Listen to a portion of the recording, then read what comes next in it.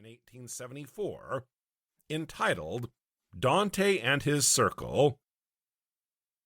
This book, in its original form, was received with favor and settled the claim of Rossetti to rank as a poetic translator, or indeed as a poet in his own right. For the early Italian poets he wrote a preface, from which a passage, immediately relating to the Vita Nuova, is extracted in the present edition. There are some other passages affecting the whole of the translations in that volume, which deserve to be borne in mind as showing the spirit in which he undertook the translating work, and I give them here. The lifeblood of rhythmical translation is this commandment, that a good poem shall not be turned into a bad one. The only true motive for putting poetry into a fresh language must be to endow a fresh nation, as far as possible, with one more possession of beauty.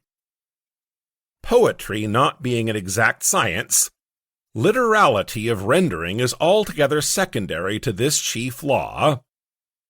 I say literality, not fidelity, which is by no means the same thing. When literality can be combined with what is thus the primary condition of success, the translator is fortunate, and must strive his utmost to unite them.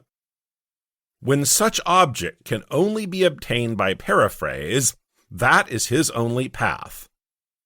Any merit possessed by these translations is derived from an effort to follow this principle.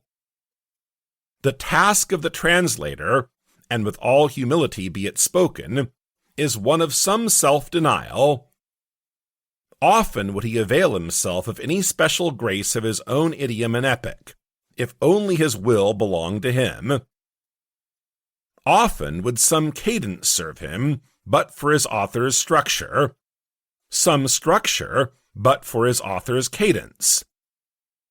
Often the beautiful turn of a stanza must be weakened to adopt some rhyme which will tally, and he sees the poet reveling in abundance of language, where himself is scantily supplied.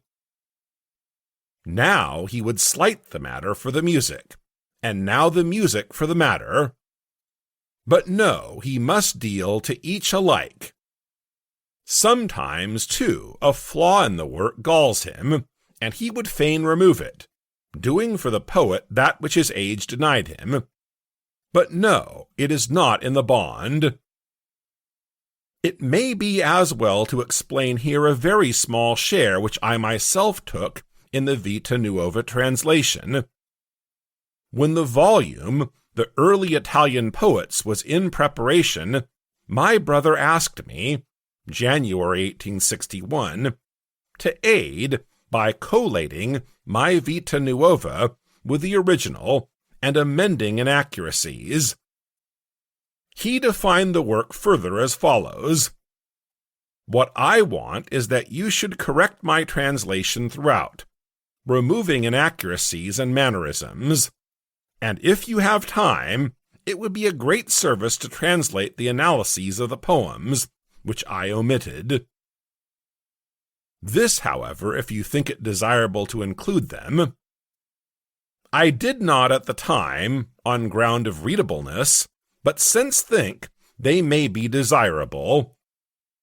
Only have become so unfamiliar with the book that I have no distinct opinion. On January 25th he wrote, "Many and many thanks for a most essential service, most thoroughly performed. I have not yet verified the whole of the notes, but I see they are just what I needed, and will save me a vast amount of trouble. I should very much wish that the translation were more literal, but cannot do it all again. My notes, which you have taken the trouble of revising, are of course quite paltry and useless.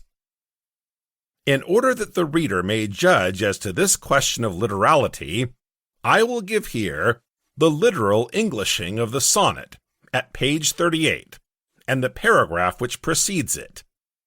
I take the passage quite at random, and the reader can, if he likes, compare this rendering with that which appears in Dante.